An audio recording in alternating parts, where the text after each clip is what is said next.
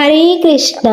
शिव भक्ति सागर में आप सभी भक्तों का स्वागत है। गुरुवार के दिन प्रिय भक्तगणों, गुरुवार के दिन श्री हरि का दिन कहलाता है। ऐसे में लक्ष्मी जी की कृपा भक्तों पर बरसती है। अग्नि पुराण के अनुसार मान्यता है कि जो व्यक्ति गुरुवार के दिन भगवान विष्णु की पूजा करता है या बृहस्पतिवार कथा सुनता है तो बृहस्पति देव और भगवान विष्णु की कृपा से उन भक्तों की सभी परेशानियां दूर हो जाती हैं। उनकी गरीबी और कष्ट भगवान विष्णु दूर करते हैं। ब्रह्मवर्त पुराण में स्वयं नारद जी ने कहा है कि सुख संपत्ति अच्छे स्वास्थ्य के लिए बृहस्पतिवार के दिन पूजा अर्चना करके बृहस्पतिवार की कथा का श्रवण करना चाहिए। बृहस्पतिवार का व्रत करने तथा व्रत कथा सुनने से स्त्री पुरुषों के सभी मनोकामनाएं पूरी होती हैं। सुख समृद्धि की कामना रखने वाले भक्तगण इस वीडियो को लाइक करें, कमेंट करें और कमेंट में जय हरि विष्णु लिखें। अब हम श्रवण करेंगे मनोकामनाओं को पूर्ण करने वाले बृहस्पतिवार की पौराणिक कथा। भारतवर्ष में एक प्रतापी और दानी राजा राज करता था। वह नित्य गरीबों और ब्राह्मणों की सहायता करता था। यह बात उसकी रानी को बिल्कुल अच्छी नहीं लगती थी। वह ना तो गरीबों को दान देती थी, ना ही भगवान का पूजन करती थी और राजा को भी दान देने से मना किया करती थी।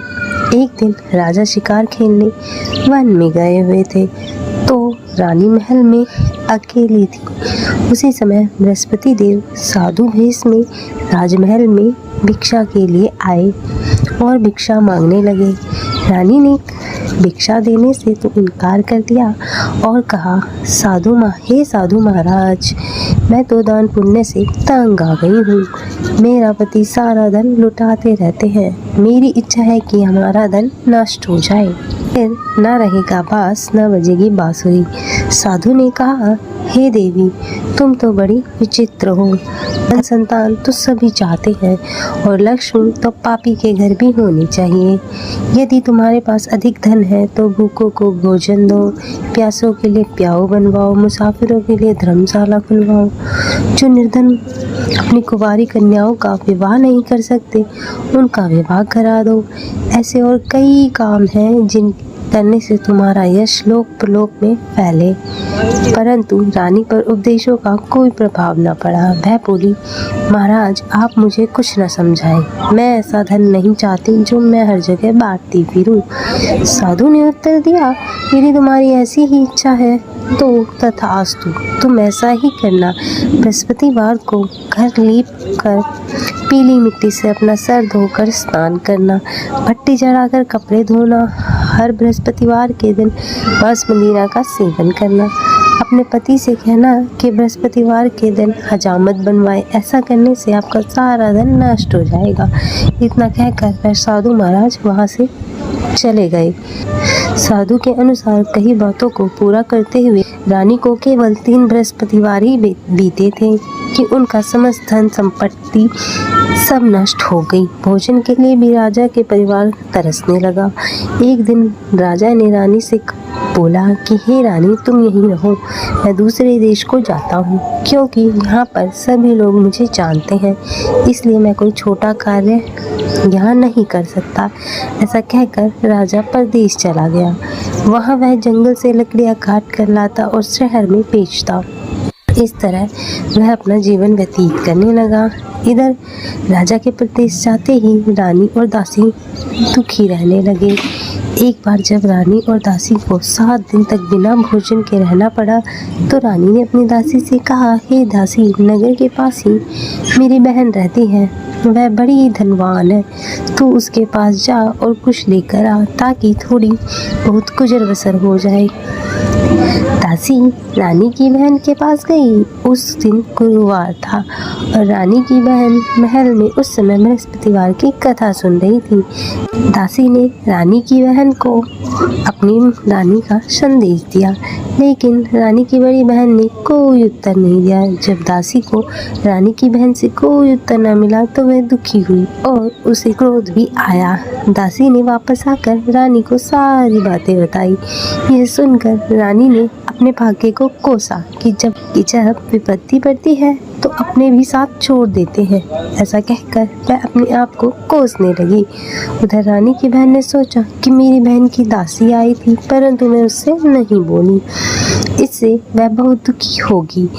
कथा सुनकर और पूजन समाप्त कर वह अपने बहन के घर गई और कहने लगी, हे बहन, मैं बृहस्पतिवार की कथा कर रही थी। तुम्हारी दासी मेरे घर पर आई थी, परंतु जब तक कथा होती है ना तो उठते हैं ना ही बोलते हैं, इसीलिए मैं नहीं बोली। कहो दासी क्यों गई थी? रानी बोली, बहन तुझसे क्या छुपाना, अब हमारे घर में खाने को अनाज तक नहीं है। ऐसा कहते कहते रानी की आंखें भर आई। उसने दासी समेत पिछले 7 दिनों से भूखे रहने की बात अपनी बहन को विस्तार से सुनाई। रानी की बहन बोली, देखो बहन, भगवान बृहस्पति देव सबकी मनोकामना पूर्ण करते हैं। देखो शायद तुम्हारे घर में अनाज रखा हो। पहले तो रानी को विश्वास नहीं हुआ, पर आग्रह करने पर उसने अपनी दासी को अंदर भेजा तो उसे सचमुच अनाज से भरा एक घड़ा मिल गया। यह देखकर दासी को बड़ी हैरानी हुई।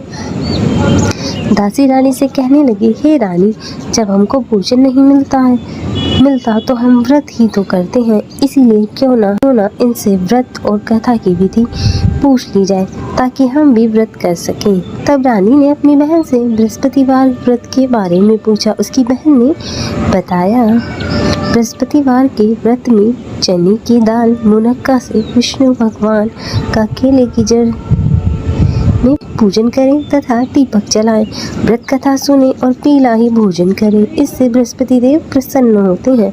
पूजा, व्रत और पूजन विधि बताकर रानी अपने महल को लौट गई। 7 दिन बाद जब गुरुवार आया तो रानी ने और दासी ने व्रत रखा। गुड़साल में जाकर चना और गुड़ ले आई, फिर उसे केले की जड़ तथा विष्णु भगवान का पूजन किया। अब पीला भोजन कहाँ से लाए, इस बात को लेकर दोनों बहुत दुखी थे, क्योंकि उन्होंने व्रत रखा था। इसलिए बृहस्पति देव उनसे प्रसन्न हो गए। इसलिए वे एक साधारण व्यक्ति का रूप धारण करके 2 थाली में सुंदर पीला भोजन दासी को दे गए। भोजन पाकर दासी प्रसन्न हुई और फिर रानी के साथ मिलकर भोजन ग्रहण किया। इसके बाद वे सभी गुरुवार को व्रत और पूजन करने लगे। बृहस्पति देव की कृपा से उनके पास फिर से धन संपत्ति आ गई, परंतु रानी फिर से पहले की तरह आलस्य करने लगी। तब दासी बोली, हे रानी, तुम पहले भी इसी प्रकार आलस्य करती थी, तुम्हें धन रखने में कष्ट होता था, इसी कारण सभी धन नष्ट हो गया और अब भगवान बृहस्पति देव की कृपा से धन मिला है तो तुम्हें फिर से आलस्य आ रहा है।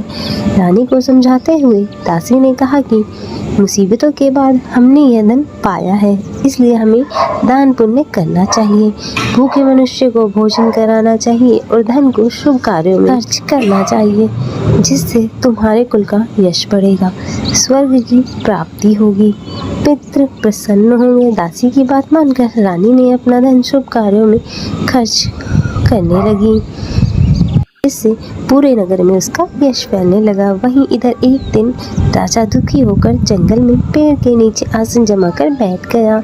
वह अपनी दशा को याद करके व्याकुल होने लगा।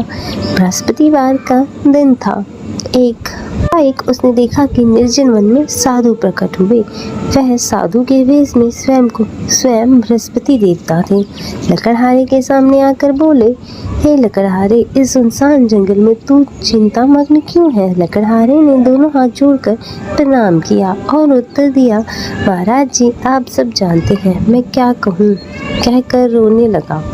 साधु को अपनी आत्मकथा सुनाई। महात्मा जी ने कहा, तुम्हारी स्त्री ने बृहस्पतिवार के दिन बृहस्पति भगवान का निरादर किया था, जिसके कारण रुष्ट होकर उन्होंने तुम्हारी यह दशा कर दी। अब चिंता को दूर करके मेरे कहने पर चलो, तुम्हारे सभी कष्ट दूर हो जाएंगे और भगवान पहले से भी अधिक तुम्हें धन संपत्ति देंगे। तुम बृहस्पतिवार के दिन कथा किया करो। 2 पैसे के चने मुनक्का लाकर उसका प्रसाद बनाओ। शुद्ध जल के लोटे में शक्कर मिलाकर चरणामृत तैयार करो और कथा के पश्चात अपने सारे परिवार और सुनने वाले प्रेमियों को अमृत और प्रसाद बांटकर आप भी ग्रहण करो।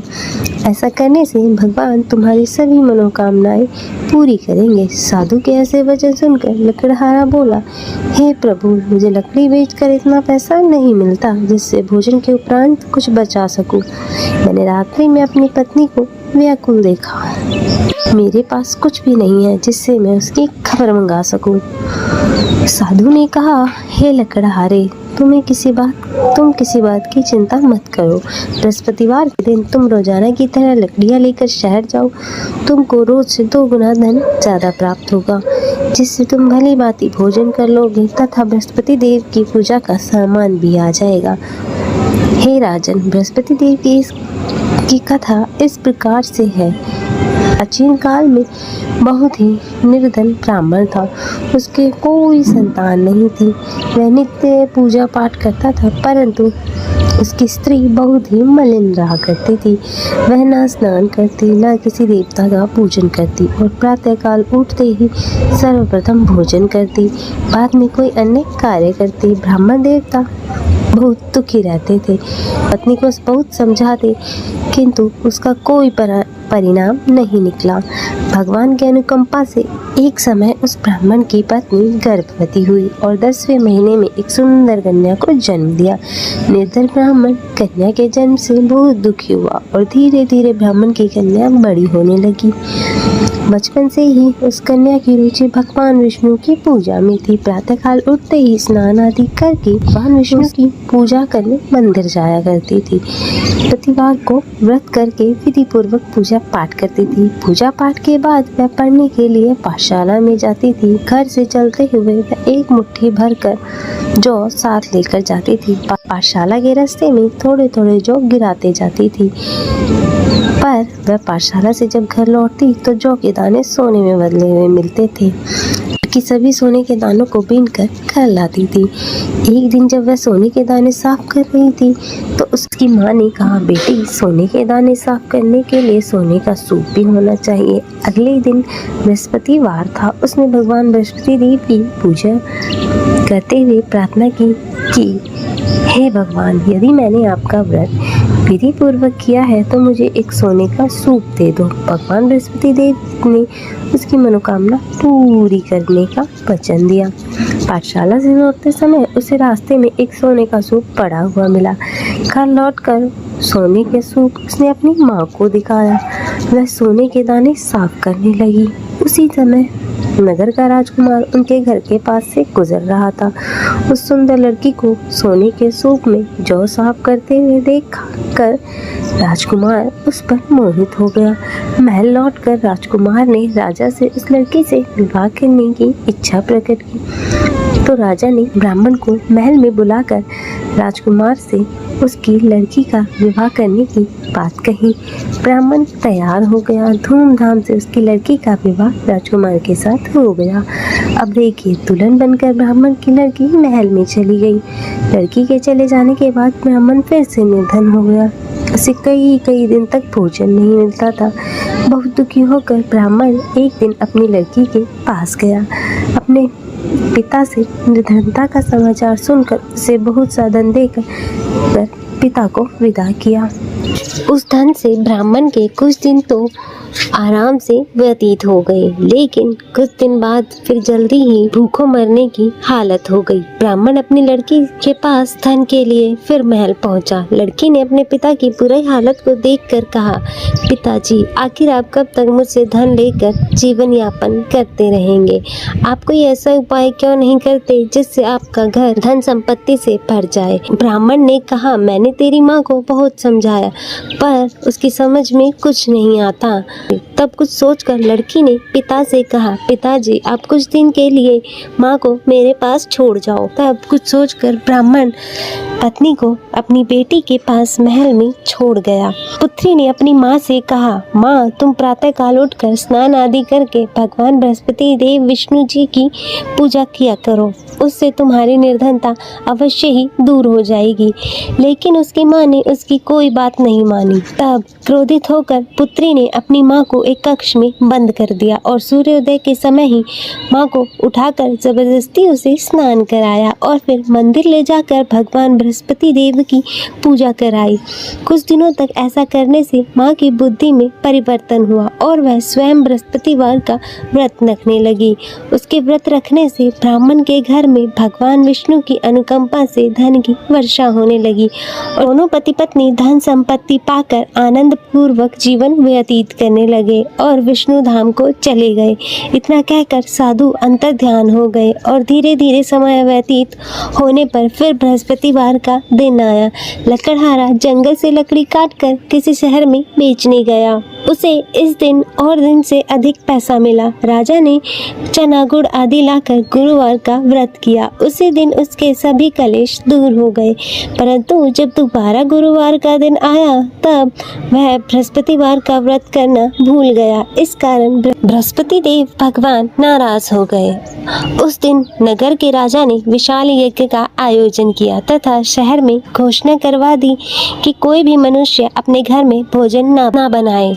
समस्त जनता राजा के यहाँ भोजन करने आए। इस आज्ञा को जो नहीं मानेगा उसे फांसी का दंड दिया जाएगा। इस तरह की घोषणा संपूर्ण नगर में करवा दी गई।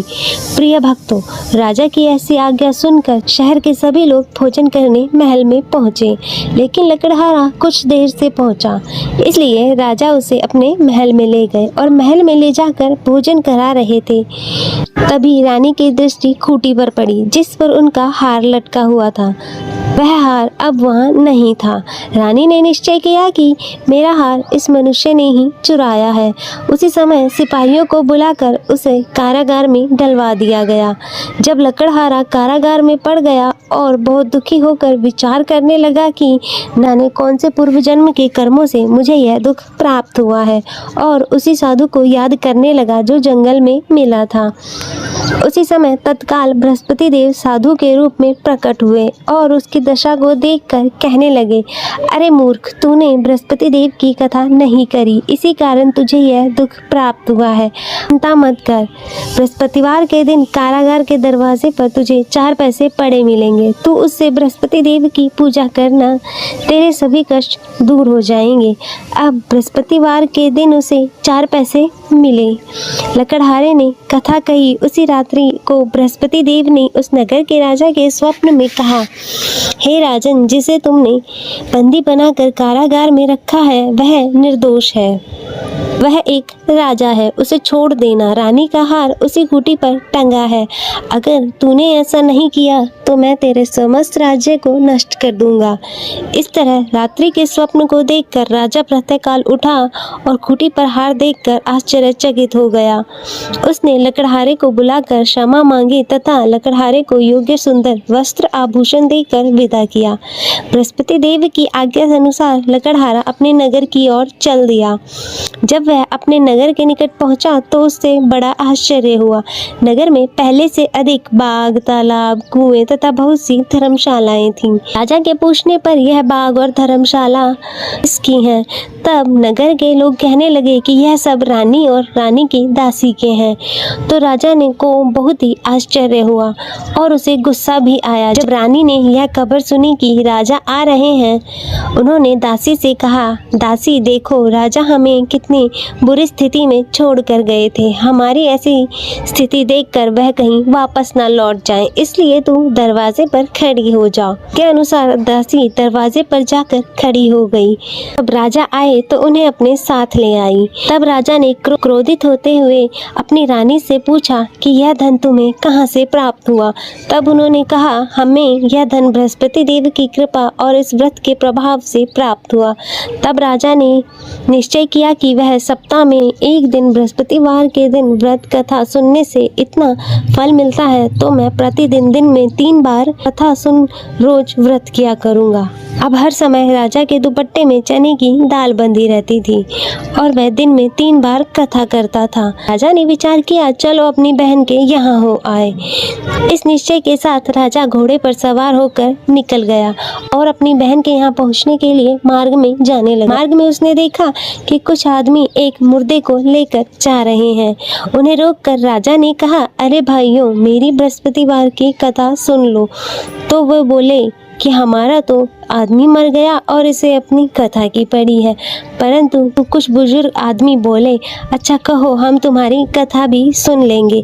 राजा ने दाल निकाली और कथा जैसे ही आधी हुई मुर्दा हिलने लगा और कथा जैसे ही समाप्त हुई तो वह राम राम करके मनुष्य खड़ा हो गया। इतना सब यह चमत्कार देखकर सभी लोगों ने निश्चय किया कि हम भी बृहस्पतिवार के दिन व्रत करेंगे और कथा का श्रवण करेंगे। आगे मार्ग में उसे एक किसान खेत में हल चलाता हुआ दिखाई दिया। राजा ने उसे देखा और उससे बोला, भाई तुम मेरी बृहस्पतिवार की कथा सुन लो। किसान बोला, जब तक मैं तेरी कथा सुनूंगा तब तक मैं 4 हल जोत लूंगा, अपनी कथा किसी और को सुनाना।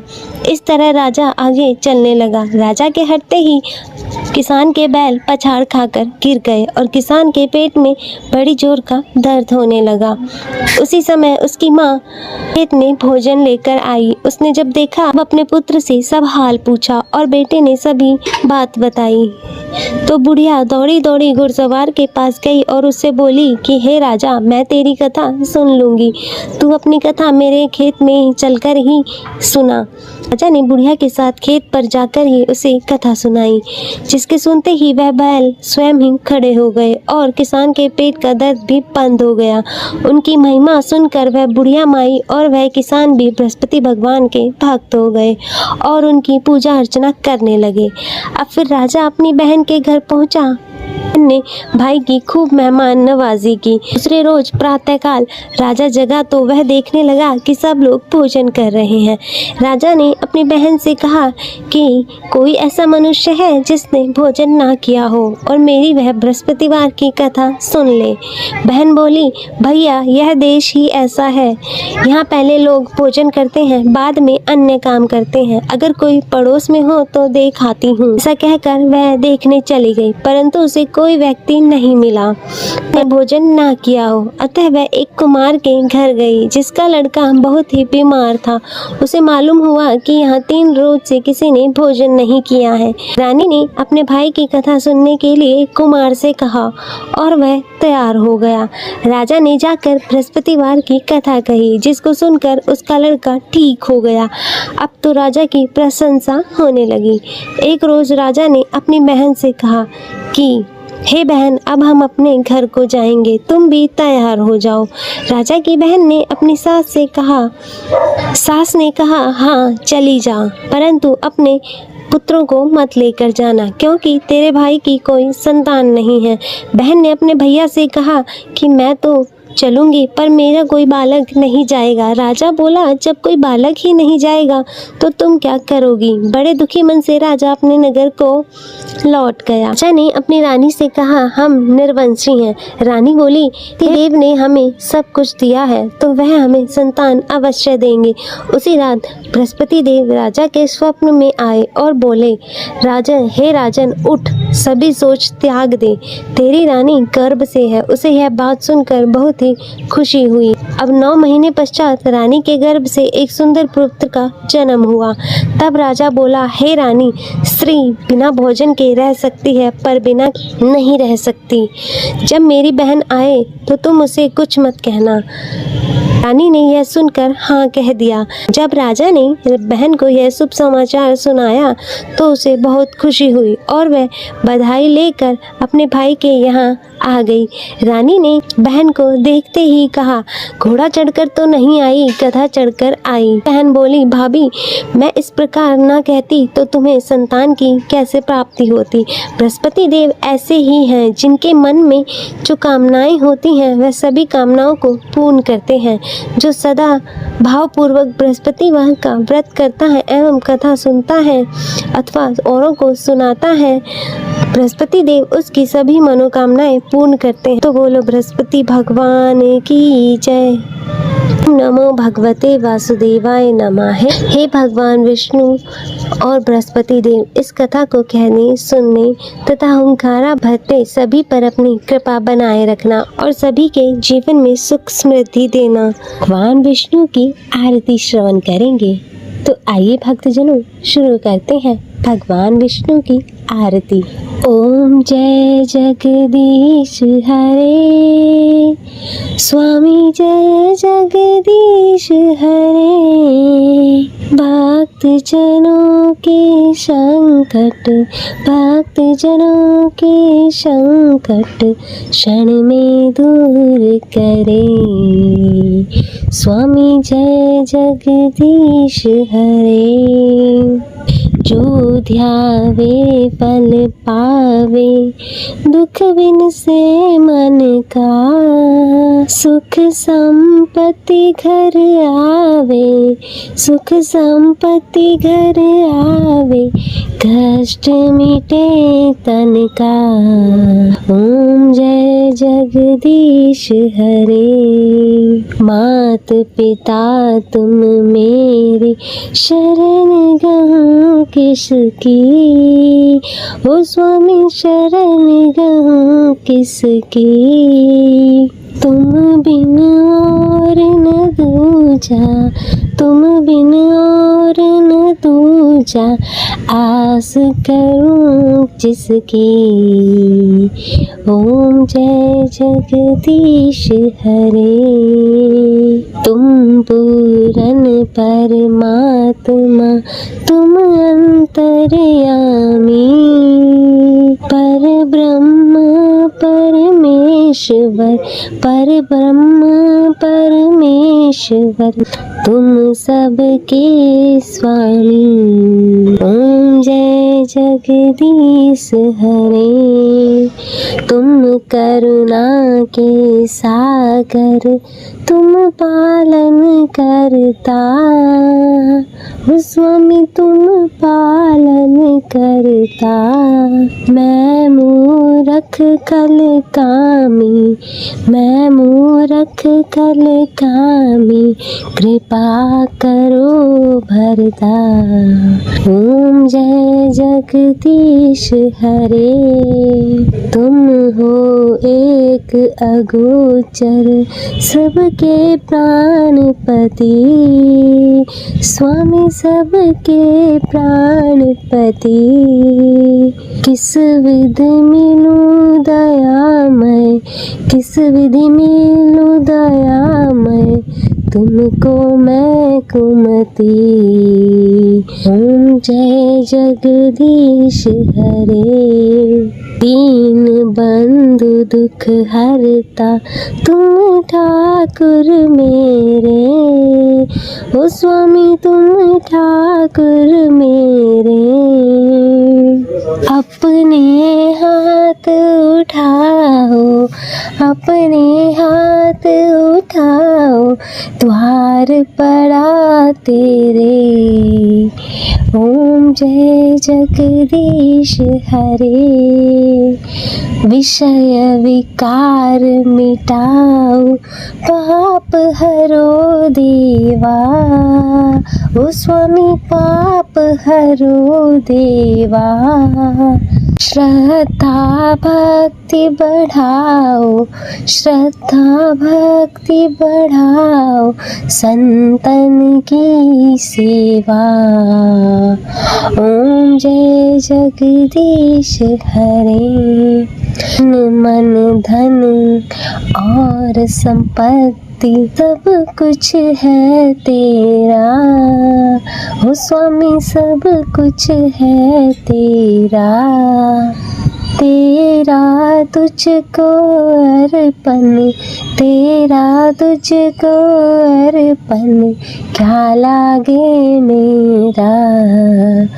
ओम जय जगदीश हरे, जगदीश्वर जी की आरती जो कोई नर गावे। कहत शिवानंद स्वामी, कहत शिवानंद स्वामी, मनवांछित फल पावे। ओम जय जगदीश हरे, ओ स्वामी जय जगदीश हरे। भक्त जनों के संकट, भक्त जनों के संकट क्षण में दूर करे। स्वामी जय जगदीश हरे।